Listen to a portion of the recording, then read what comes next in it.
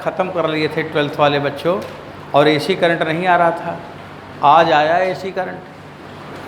हाँ, AC chapter में AC current ही कहीं नहीं आया। मेरे देश में ऐसा सिलेबस बनाया है कि चैप्टर में वो नाम ही नहीं आता। ये तो अच्छा हुआ कि इसको पढ़ा दिया, एसी करंट आप जान गए, नहीं जान ही ना पाते जीवन भर एसी करंट क्या होता है। और एसी बकते रहते हैं दिन भर। तो बच्चों एसी करंट अब यहाँ से आएगा। एसी करंट होगा अंडर रूट के अंदर IRMS स्क्वायर, ठीक है। अब RMS, अब इसमें कोई वैल्यू लिखने की ज़रूरत नहीं है। अगर आपसे पूछेगा तो लगा तो लोगे ना। ये पेपर में क्वेश्चन पूछ सकता, आपके सिलेबस में NCERT की किताब में है, ये दे सकता है कि RMS करंट इतनी है, DC करंट इतनी है, तो AC बताओ। तो सारा दुनिया एक्चुअल में AC को RMS ही समझता है, इसीलिए वो पूछेगा क्वेश्चन कि कहीं आप भी तो नहीं समझ रहे हैं। तो देयर इज समथिंग डिफरेंट। क्या डिफरेंस है देखा आपने बच्चों। अब आप इसमें लिखोगे ripple factor. Ripple factor, ripple क्या होता है? रिपिल का मतलब देखो, जहाँ पे दो चीज़ मिलेगा उसे हम रिपिल बोलेंगे। रिपिल, जहाँ भी रिपिल वर्ड मिले तो आप समझ लीजिए कि वो मिक्सचर है। अगर लॉन्गिट्यूडनल वेव और ट्रांसवर्स वेव मिल जाए तो उसे हम क्या कहते हैं? Ripple wave. वाटर सरफेस पे रिपिल वेव बनता है। ऐसे यहाँ भी AC करंट और DC करंट मिल जाए तो उसे हम क्या कहेंगे? Ripple wave. तो जो करंट है वो कौन सी वेव हो गई? Ripple wave. मान लो पूछ ही लिया कि हाफ वेव रेक्टिफायर के आउटपुट में जो वेव आ रही है, करंट की वेव ही तो है ना वो कौन सी वेव है? साइन वेव है। तो अब साइन वेव नहीं है, अब क्या बोलेंगे? रिपिल वेव बोलेंगे। अब साइन वेव नहीं बोलेंगे। साइन वेव तो तब होगा जब रेक्टिफायर के पहले था, इनपुट में साइन वेव था और आउटपुट में रिपिल वेव है। उसका सही नाम है रिपिल वेव। किताब में ये लिखा हुआ, ये हमें जानना है। अब ये रिपिल वेव का रिपिल फैक्टर निकालोगे आप। अब बच्चों रिपिल फैक्टर क्या है? इसको हम लिखते हैं गामा से। गामा रिपिल फैक्टर होगा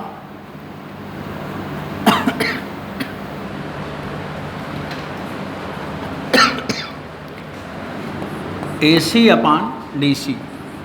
AC अपान DC होगा। DC अपान AC नहीं, क्या? AC अपान DC, क्योंकि वेव है ना वो, तो वेव वाली करंट ऊपर होगा, वेव ऊपर होगा तभी तो वेव आएगा।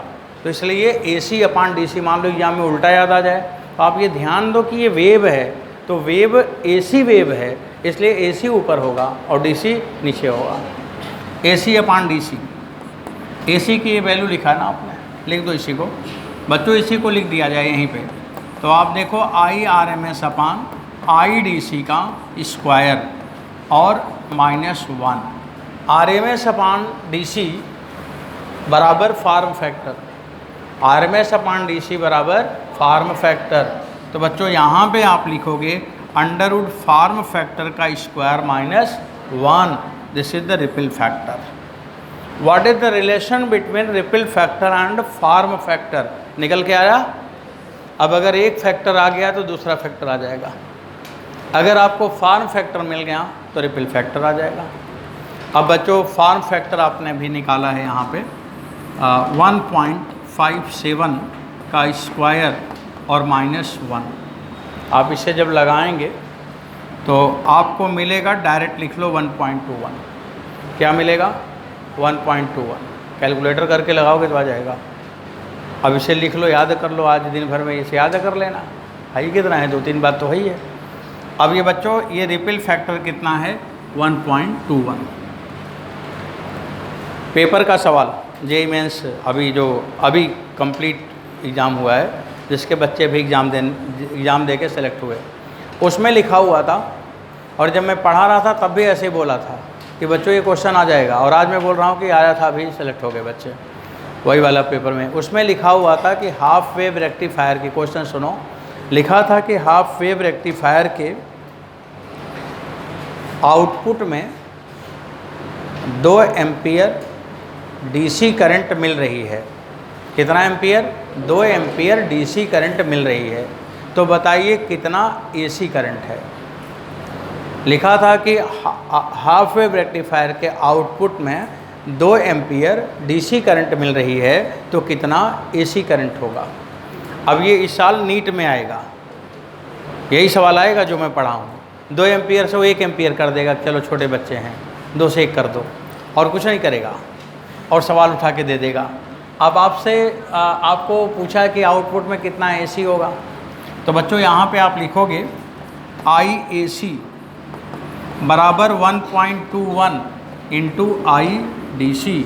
बताइए हाफ वेव रेक्टिफायर के आउटपुट में एसी ज़्यादा है कि डीसी? हाफ वेव रेक्टिफायर के आउटपुट में कौन सी करंट ज़्यादा है? एसी ज़्यादा है, डीसी से बहुत ज़्यादा है। और कितना है? कितना है? तो आई ए सी बराबर 121%।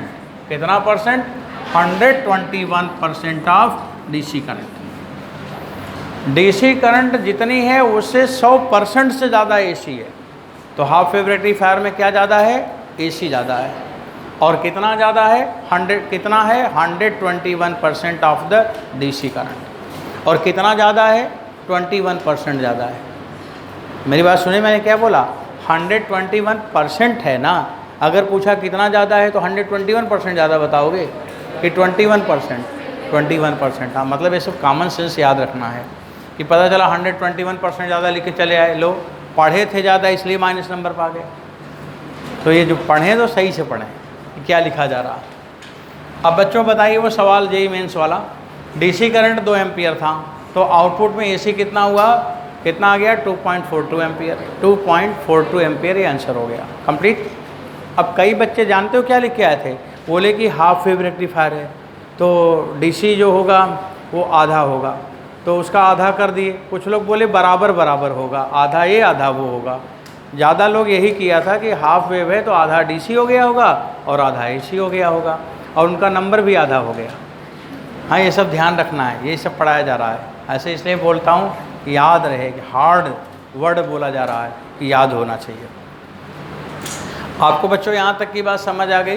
कौन कौन से फैक्टर पढ़ लिए हम लोगों ने? Form factor 1.57, ripple factor 1.21, AC current पूछे तो RMS square minus DC under root के अंदर है। ये 3-4 पॉइंट काफ़ी इंपॉर्टेंट हो गया। बाकी PIV वगैरह लिखा ही था, पीक इन्वर्स वोल्टेज।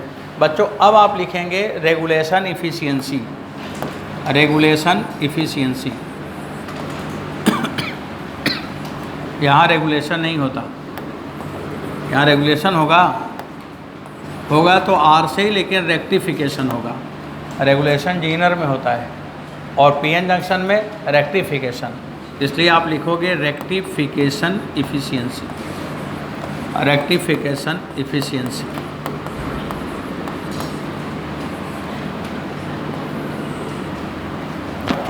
बच्चों रेक्टिफिकेशन इफ़िशियंसी क्या है? जब भी आप इफ़िशियंसी निकालते हो, कहीं पर भी निकालो, तो उसका एक ही फार्मूला होता है, आउटपुट अपान इनपुट इंटू 100, बस। तो यहाँ पर भी वही लिख लो, आउटपुट अपान इनपुट। तो आउटपुट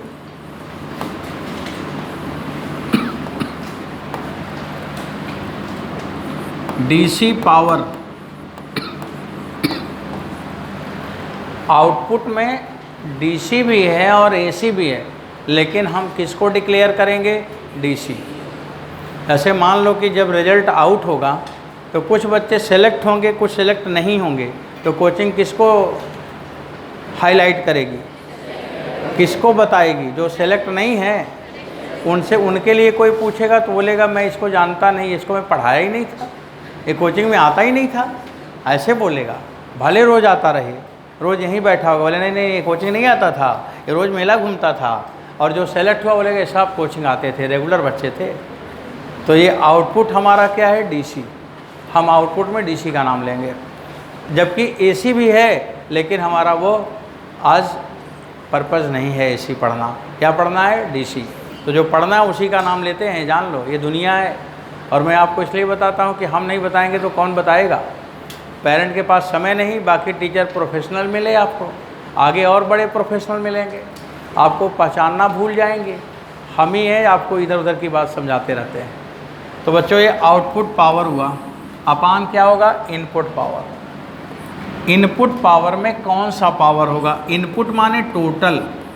जैसे पूछा जाए इनपुट पावर क्या है, तो जितना टीचर पढ़ाए पूरा रफ कापी फेयर कापी इकट्ठा कर लो, बोलो ये इनपुट है। अब उनसे बोला जाए चलो तुम अपने कापी से बिना देखे लिखो, अब जितना लाइन लिख पाए वो आउटपुट है। तो आउटपुट अपान इनपुट हो गया, और इनटू 100 कर दिया, परसेंट में निकालना है मेरे को। अच्छा रुको बच्चों, परसेंट बाद में निकाल लेना, अभी ऐसे लिखे रहने दो।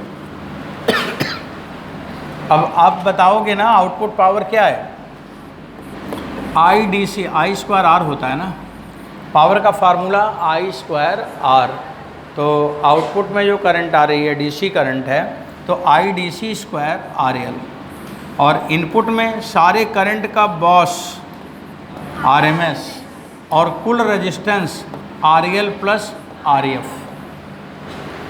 इनपुट में लोड रेजिस्टेंस तो है ही है, और वो जो डायोड है ना उसका भी रेजिस्टेंस लेना है, तो RL प्लस RF लेना, और आउटपुट में केवल लोड रेजिस्टेंस, और इनपुट में लोड रेजिस्टेंस भी लेना है और डायोड का भी रेजिस्टेंस लेना, और RL प्लस RF, इसलिए हो गया।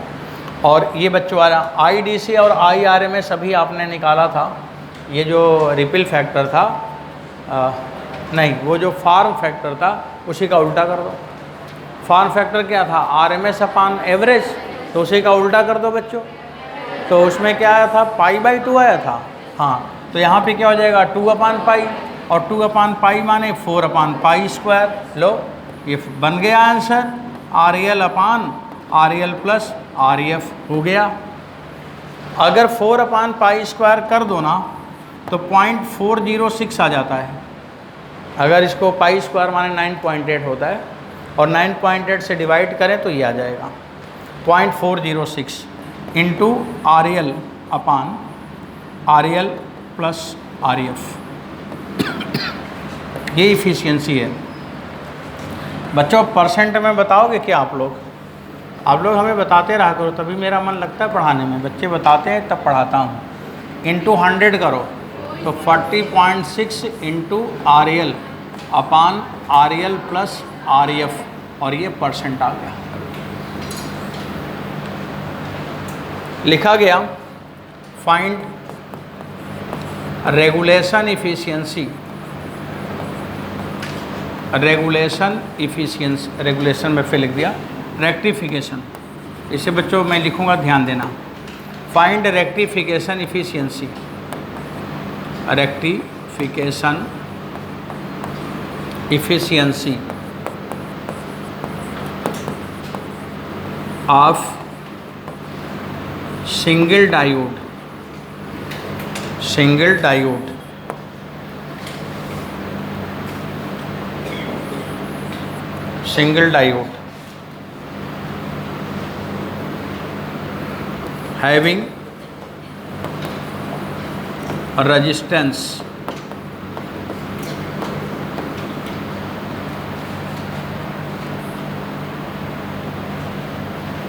having resistance equal to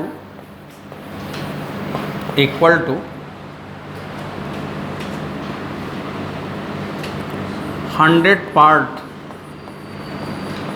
of load resistance। तो सवाल मैंने क्या लिखा एक बार पढ़ लूँ मैं भी। Find rectification efficiency of single diode having resistance equal to 100 part of load resistance. बच्चों सवाल तो पूरा हो गया। अब आपको इसका आंसर बता देना चाहिए जल्दी से। परसेंट में बताना है तो परसेंट में ही बताओ, परसेंट में बताया जाता है। तो लोड रेजिस्टेंस का 100 पार्ट है। तो यहाँ पे सलूशन मैं लिख रहा हूँ थोड़ा टाइम बचाने के लिए। बच्चों बताओगे क्या, फॉरवर्ड बायस का रेजिस्टेंस कितना दिया है, लोड रेजिस्टेंस का 100 पार्ट, यही तो लिखा है। अब आप चाहो तो RL बराबर लिख लो 100 RF। RF क्या है, RF क्या है, RF है क्या? डायोड का रेजिस्टेंस। किस कंडीशन में? फॉरवर्ड बायस में। और अब बच्चों इफ़िशियंसी निकालेंगे। अब यहाँ पे इफ़िशियंसी मैं निकाल रहा हूँ परसेंट में। चलो सब लोग बताया करो।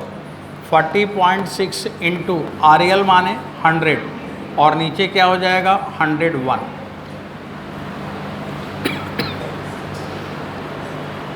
सही है? RL अपान RL प्लस RF तो 100/101 हो गया। क्लियर है ये बात? अब इसको सिंप्लीफाई कर लेना, जो आएगा लिख लेना। ये इतना परसेंट हो गया, ये परसेंट में लिखा हुआ। बच्चों मैक्सिमम इफ़िशियंसी कितना होगा? नीचे फिर लिखो, उसी के आगे बढ़ते रहो। सवाल आपके पेपर में ऐसे आता है और थ्योरी एक पूछता है कि मैक्सिमम इफ़िशियंसी कितना होगा। तो बच्चों यहाँ पे लिखोगे फॉर आइडियल डायोड। कोई पूछे आइडियल क्या है, तो आइडियल क्या है? जिसकी कोई आइडिया नहीं है। कोई पूछे आइडियल क्या है, तो आंसर क्या है? जिसका कोई आइडिया नहीं है। आइडियल होता नहीं है। आइडियल का मतलब जो ना हो उसे कहो आइडियल। अब आइडियल लिखा जाता है, मतलब मैं एक इमेजिन करता हूँ हाई लेवल का। तो अगर आइडियल डायोड होगा तो उसका फॉरवर्ड बायस रेजिस्टेंस हम क्या मानेंगे? 0।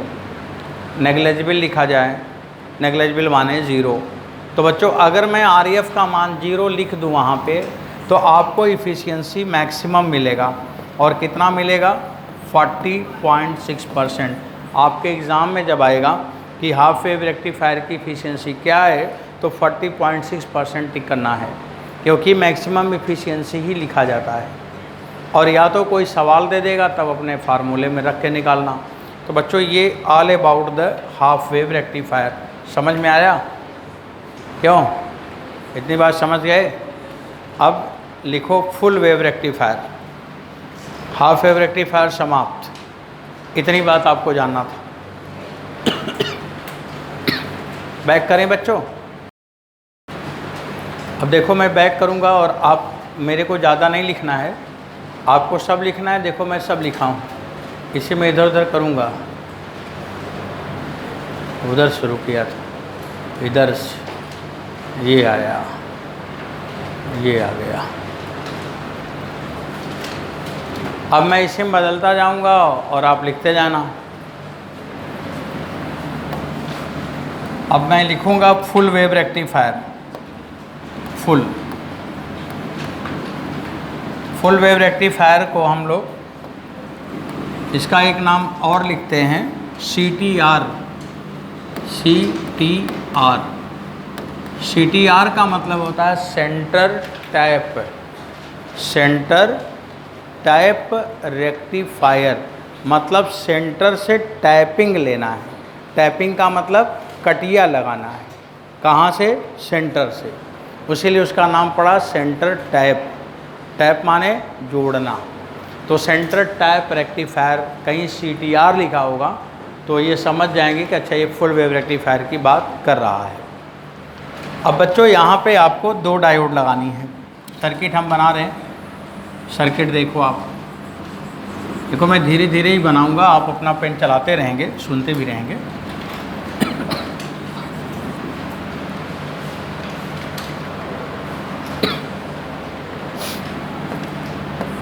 बच्चों इसमें 2 डायोड लगा लो। ये डायोड है 2, ये वाला डायोड है D1, ये वाला है डायोड D2। देखो ये मैंने कटिया लगाया ना यहाँ पे, ये, और कहाँ पे लगाया? ठीक बीच में लगाया।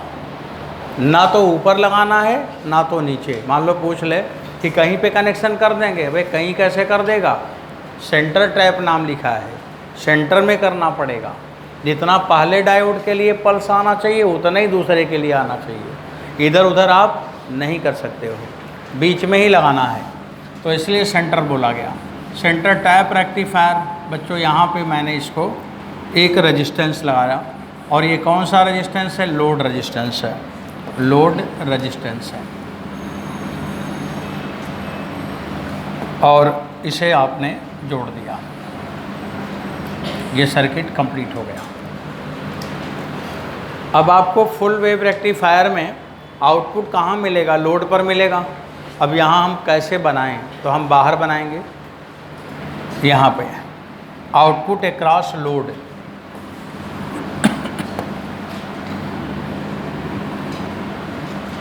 Output across load resistance.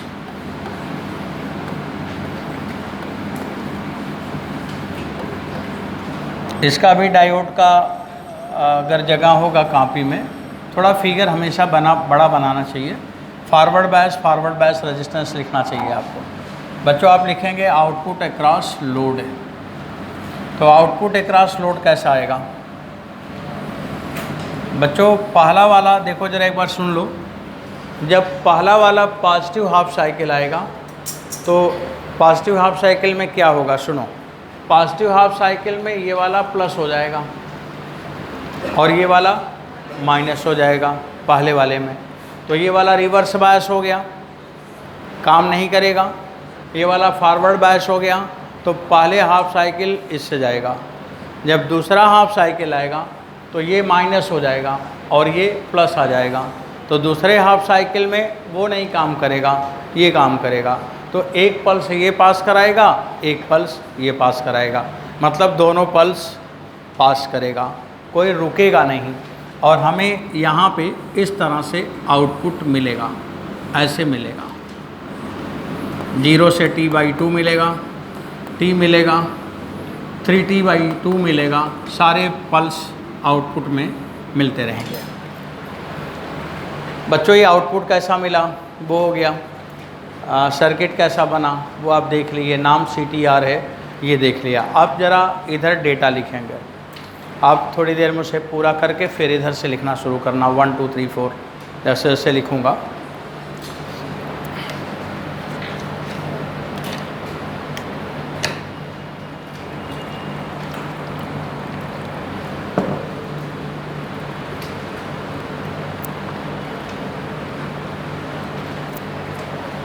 आगे बढ़ाना। अभी देखो यहाँ पे पीक इनवर्स वोल्टेज कितना है बच्चों, PIV कितना है। ऊपर वाले डायोड को कितना वोल्ट मिला था, V0। नीचे वाले को कितना मिला था, V0। इनवर्स का मतलब है दोनों को मिला के बोलना है, तो पीक इनवर्स वोल्टेज कितना हो जाएगा, 2V0। यहाँ पे 2V0 आएगा। ये भी पूछा गया है 3 साल पहले मेडिकल के एग्ज़ाम में, पीक इनवर्स वोल्टेज कितना होगा फुल वेव रेक्टिफायर का, तो उसका आंसर था 2V0। उसमें VM लिखा था, 2VM, उसमें VM लिखा था, पीक वैल्यू का नाम VM लिखा था और हम लोग V0 लिखते हैं। अब जो लिखा रहेगा उसी का डबल कर देना, और क्या। बच्चों रेक्टिफिकेशन फ्रिक्वेंसी क्या होगा, 2 ओमेगा। फ्रिक्वेंसी डबल हो जाएगा। आप देख रहे हैं ऊपर खड़खड़ आ रहा है तेज़ी से, फ्रिक्वेंसी बढ़ गई, सारा पल्स ऊपर ही भाग रहा है। पहले ऊपर आने का रेट कम था और अभी क्या है, नीचे वाला भी ऊपर आ गया, तो फ्रिक्वेंसी बढ़ गई कि नहीं बढ़ गई, बढ़ गई ना, तो 2F हो गई, 2 ओमेगा हो गई। बच्चों इसके बाद फिर आप लिखेंगे एवरेज करंट। अब ये सब कोई मैं डेरिवेशन करने वाला नहीं हूँ, अब तो करूँगा ही नहीं डेरिवेशन, अब डायरेक्ट लिखूँगा। एवरेज करंट कैसे लिखोगे बच्चों, हाफ साइकिल में I0/पाई था, दूसरे वाले हाफ साइकिल में भी I0/पाई होगा, तो दोनों को मिला दोगे, ऊपर ही तो है ना दोनों, तो दोनों मिला दोगे तो कितना आ जाएगा, 2I0/पाई आ जाएगा। लो बिना निकाले ही आ गया, 2I0/पाई लिखो सीधा। तो एवरेज वैल्यू हमें मिला 2I0/पाई, ये DC करंट आ गई यहाँ पे।